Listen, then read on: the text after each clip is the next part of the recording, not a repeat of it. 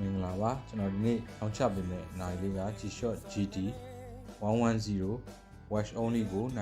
98.99 အသစ်ကဲ့သို့အသံလေးတစ်လုံးဖြစ်ပါတယ်ခင်ဗျာဒီကောင်လေးက Original Jewel Case ကအပြောင်းနဲ့လာပါတယ်ဒီကောင်က Original Jewel Case အသုံးပြုလို့မရတော့လို့ကျွန်တော်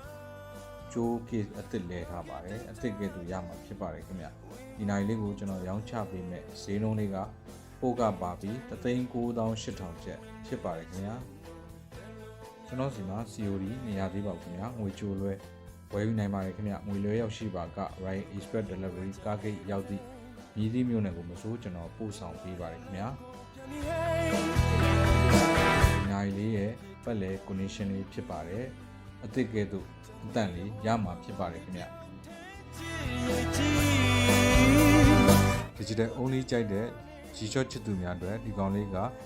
သင့်တော်ပါတယ်ခင်ဗျာအပြင်မှာတော်တော်လေးလှတဲ့ model လေးဖြစ်ပါတယ်ခင်ဗျာ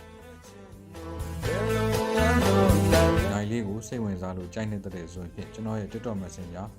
Facebook Messenger Page Messenger နဲ့39 2530 Viber မှာအသေးစိတ်ဆက်သွယ်မင်းမြင်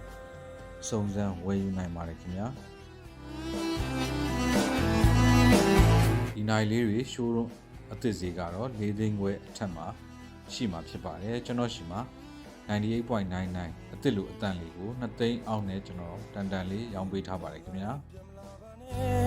အဆုံးထိကြည့်ရှုပေးလို့ကျေးဇူးပါဗျာ